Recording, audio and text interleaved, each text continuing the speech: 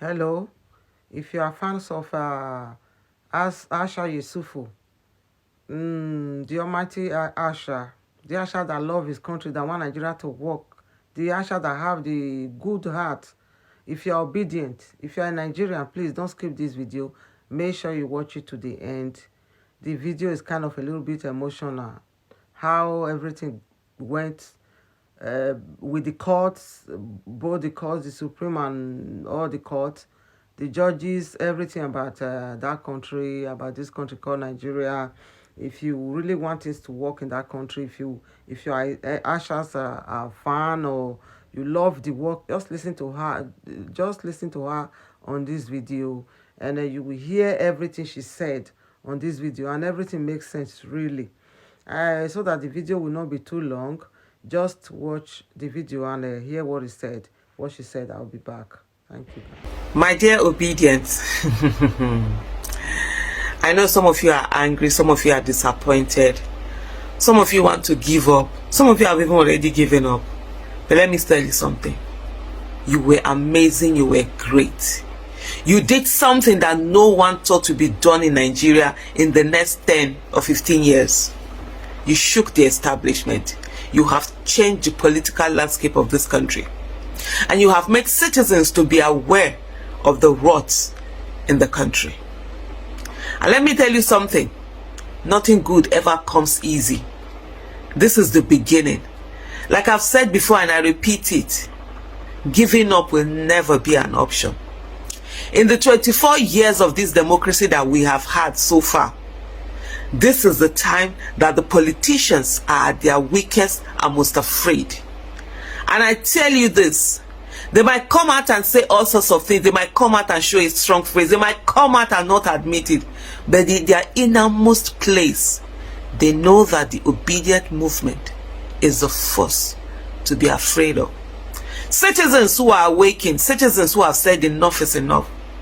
So yes, there has been a setback. Yes, the judiciary, the Supreme Court has decided to be a Supreme Court of shame and come out to shamelessly enthrone criminality. It doesn't matter. The power belongs to the people. The people are the ones who have the power. So let me tell you something. We have just started. This is the time that indeed that fight for a better Nigeria, we will get it. This is the time that we start it. There are a lot of people who are thinking about criminality and say, oh, we should have done what they have done. We should do this. No. There is that thin line between good and evil, and no one crosses it and remains the same. You've seen a lot of politicians who have gone in and tried to say, oh, they will entrench themselves with evil. And then when they get there, they will do good. But the moment you are tainted with evil, you remain evil. You can't dine with the devil and think that you'll come out without any blemish, or you come out the way you used to be. So for those who think that, oh, doing the right thing, following the process is not the way to go, I'm here to say to you, no. That will be dining with the devil. That will be being tainted. That will be you getting all of those skeletons in the cupboards, and at the end of the day, you are unable to do anything with it. And so let me tell you this one thing, that the fight has just started, and we're better off. Just imagine what happened in 11 months. 11 months of citizens coming together, 11 months of citizens understanding their power, and 11 months of acting. So the way you shake the establishment, people that have been doing this thing for decades. Some of them were doing this thing before you were even born. Some of them have been doing this thing before even some of us that we are in our late 40s, almost 50s were even born. But yet, when people decided to focus on the politics of this country, they change it. You now know that they do not have anything. They do not have strategy. They do not have intelligence. They do not have smartness.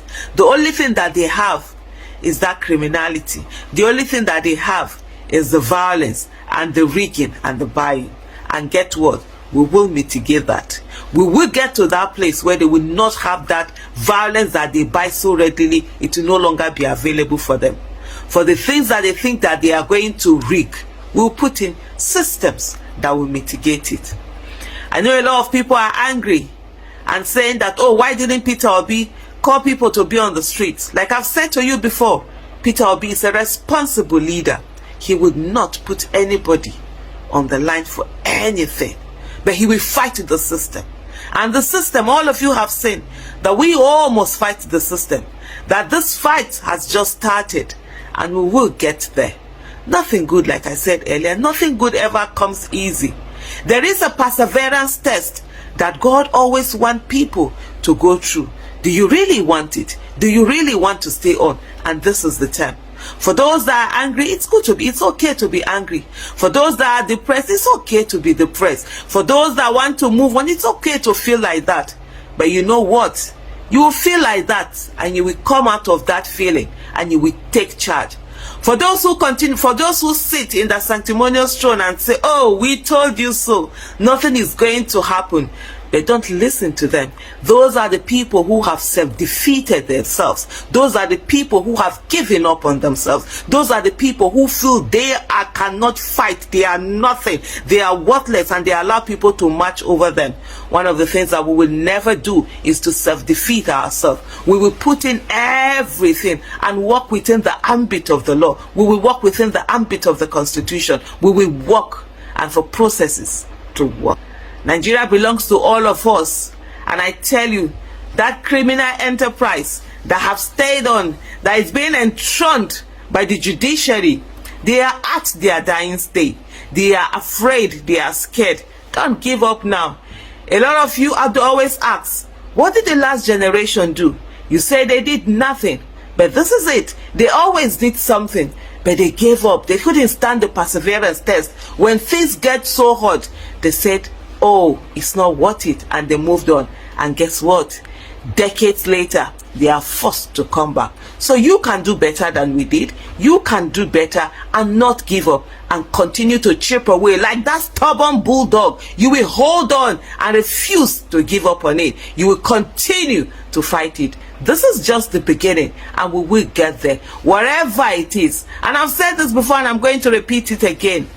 The result is not in our control, but the effort definitely is in our control. And every effort that you put in there is going to chip away at that thing that some of them think they have and they have kept. Let me tell you something. Countries that we look at and we envy them, countries we want to jump at to, once upon a time, they thought it was impossible to get that good governance, until some people came together and decided that they were never giving up. All that Nigeria needs are citizens who care enough. Not everybody has to.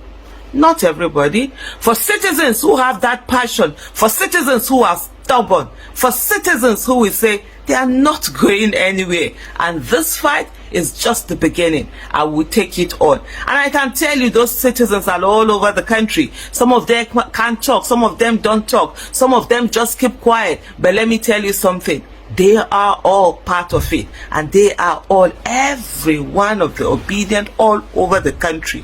And I always say, the beauty about the Obidient movement is that in every nook and cranny of the country, they were all there. There were thousands, millions of faceless, nameless people who refused to be voiceless, whose faces might not be out there, but they were the main, the MVPs of the Obidient movement, who most of us don't even know, but they carry this still thing on their head because they yearn for a better Nigeria, a good Nigeria, a Nigeria that works for every one of us. So I say to you, after a moment of anger, depression, despair, there is a moment for hope, courage, hard work, resilience, not giving up and going on.